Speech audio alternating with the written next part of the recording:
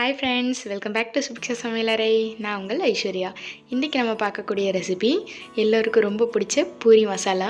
நம்ம பூரின்னு சொன்னாவே அதுக்கு பூரி மசாலா தான் ஒரு பர்ஃபெக்டான மேட்ச். ஸோ அதை எப்படி செய்யலாங்கிறத பார்த்தலாம். வாங்க வீடியோக்குள்ளே போயிடலாம். ஃபஸ்ட்டு ஸ்டவ் பற்ற வச்சுட்டு ஒரு குக்கரில் 2 டம்ளர் அளவுக்கு தண்ணி சேர்த்துக்கிறேன். அதில் மீடியம் சைஸில் 3 உருளைக்கிழங்க 2 கட் பண்ணி வச்சுருக்கேன். அதை சேர்த்துடலாம். சேர்த்துட்டு 1/2 டீஸ்பூன் அளவுக்கு சால்ட் சேர்த்துக்கிறேன். இப்போது குக்கர் மூடிடலாம். மூடி போட்டு விசில் வச்சிடலாம். ஒரு 4லேருந்து 5 விசில் வர வரைக்கும் விடலாம்.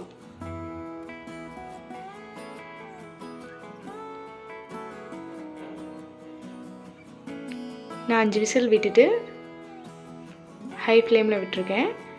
இப்போ ப்ரெஷர் அடங்கிடுச்சு. ஓப்பன் பண்ணி பார்த்துடலாம். நல்லா வெந்து வந்துடுச்சு. இப்போ இதை ஒரு பிளேட்டுக்கு ஷிஃப்ட் பண்ணிடலாம்.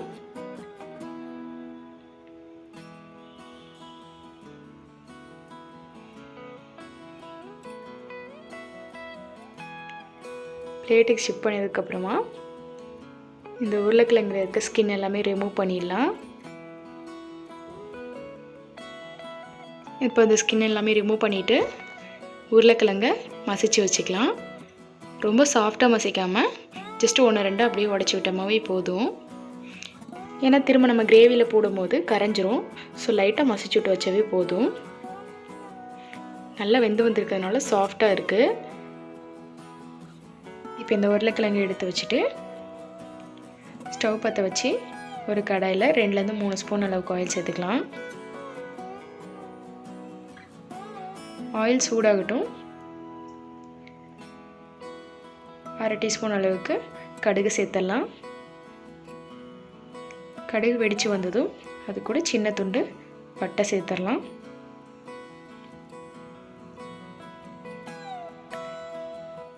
ஒரு 1/2 டீஸ்பூன் அளவுக்கு கடலைப்பருப்பு சேர்த்துடலாம். அடுத்ததாக ஒரு கொத்து அளவுக்கு கருவேப்பிலை சேர்த்துக்கலாம். கருவேப்பிலை பொரிஞ்சதும் இது கூட மீடியம் சைஸ் பெரிய வெங்காயம் 1 கட் பண்ணி வச்சுருக்கேன். அதையும் சேர்த்துக்கலாம். சேர்த்துட்டு நல்லா கலந்து விட்டுடலாம். இப்போ இது கூட 2 பச்சை மிளகாய் சேர்த்துக்கிறேன். உங்களுக்கு காரத்துக்கு தேவையான அளவுக்கு சேர்த்துக்கலாம்.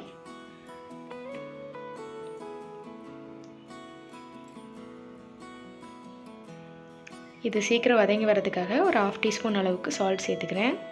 ஆல்ரெடி நம்ம உருளைக்கிழங்கு வேக வைக்கும் போது சால்ட் சேர்த்துருக்கோம். அதனால் கிரேவிக்கு பார்த்துட்டு அளவாக சேர்த்துக்கலாம்.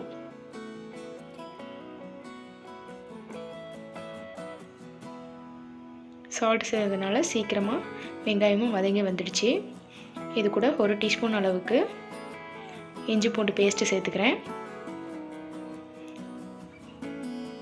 சேர்த்துட்டு இஞ்சி பூண்டோட பச்சை ஸ்மெல்லு போகிற அளவுக்கு நல்லா வதக்கி விட்டுறலாம்.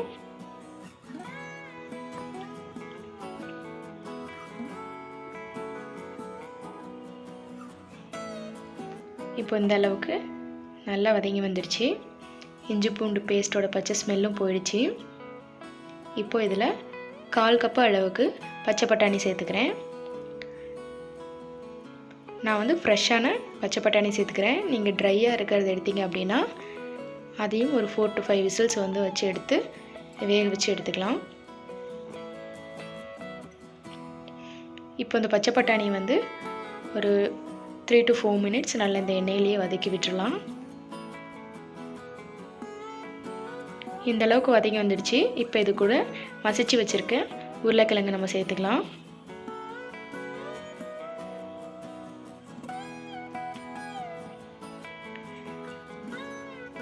இது சேர்த்ததுக்கப்புறம் நல்லா மிக்ஸ் பண்ணி விட்டுடலாம்.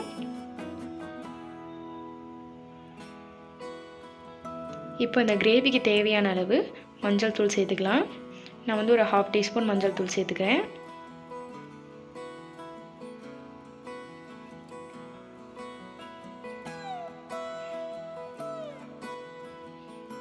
இப்போது 1/2 டம்ளர் அளவுக்கு தண்ணி சேர்த்துடலாம். சேர்த்துட்டு ஒரு 2 மினிட்ஸ் விட்டாவே நல்லா இந்த அளவுக்கு திக்னஸாக இருக்குது. இல்லை உங்களுக்கு இன்னும் நல்ல திக்னஸாக வேணும் அப்படின்னா நார்மலாக வந்து எல்லாருமே கடலை மாவு தான் வந்து தண்ணியில் கரைச்சி அதோட சேர்த்துப்பாங்க. பட் நம்ம அதுக்கு பதிலாக வேறு ஒன்று செய்ய போகிறோம். என்னென்னா ஒரு 4லேருந்து 5 ஸ்பூன் அளவுக்கு துருவின தேங்காய் எடுத்துக்கலாம். அது கூட 2 டீஸ்பூன் அளவுக்கு பொட்டுக்கடலை சேர்த்துக்கிறேன். பொட்டுக்கடலைக்கு பதிலாக நீங்கள் முந்திரி பருப்பு சேர்க்கறதுனால சேர்த்துக்கலாம், இன்னும் நல்லாயிருக்கும் டேஸ்ட்டு. சேர்த்துட்டு இது நல்லா அரைச்சிடலாம். அரைக்கிறதுக்கு முன்னாடியே வந்து நான் சோம்பு சேர்த்துருக்கணும், மிஸ் பண்ணிட்டேன். ஸோ இப்போ இது கூட 1 டீஸ்பூன் அளவுக்கு சோம்பு சேர்த்து இன்னும் நல்லா நைஸாக பேஸ்ட் பண்ணி எடுத்துக்கிறேன். இந்த அளவுக்கு நல்லா பேஸ்ட் பண்ணி எடுத்துகிட்டு இதை வந்து நம்ம ஃபில்ட்ரு பண்ணிக்கலாம். இப்போது இந்த தேங்காய் பாலை வந்து நம்ம அந்த கிரேவியோடு ஆட் பண்ணிடலாம். இப்படி சேர்த்தும் போது டேஸ்ட்டும் சூப்பராக இருக்கும், நல்லா கிரேவியோட திக்னஸும் வந்து நல்லாயிருக்கும். ஸோ இந்த தேங்காய் பால் சேர்த்ததும் ரொம்ப நேரம் நம்ம கொதிக்க விட தேவையில்லை. ஒரு 2 to 4 minutes வரைக்கும் கொதிக்க விட்டாவே போதும். ஃபைனலாக ஒரு பிஞ்ச் அளவுக்கு பெருங்காயத்தூள் சேர்த்துக்கிறேன். ஸோ ரொம்பவே குயிக்கான பூரி மசாலா ரெடி. கண்டிப்பாக ட்ரை பண்ணுங்கள்.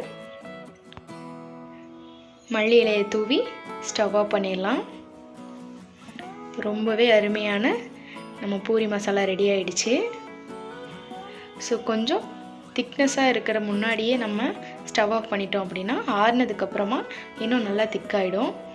ஸோ கண்டிப்பாக ட்ரை பண்ணி பாருங்கள். இந்த வீடியோ உங்களுக்கு பிடிச்சிருந்துச்சுன்னா லைக் பண்ணுங்கள், ஷேர் பண்ணுங்கள், கமெண்ட் பண்ணுங்கள். சுபிக்ஷா சமையலறையை சப்ஸ்கிரைப் பண்ணாதவங்க சப்ஸ்கிரைப் பண்ணுங்கள். கூடவே பெல் ஐக்கானை கிளிக் பண்ணி ஆல்ங்கிற ஆப்ஷனை கிளிக் பண்ணிக்கோங்க. அப்போ தான் நான் போடக்கூடிய வீடியோவோட நோட்டிஃபிகேஷன் உடனுக்குடனே உங்களுக்கு வரும். அடுத்து ஒரு நல்ல வீடியோவோட மீட் பண்ணலாம். Thank you so much for your வாட்சிங்.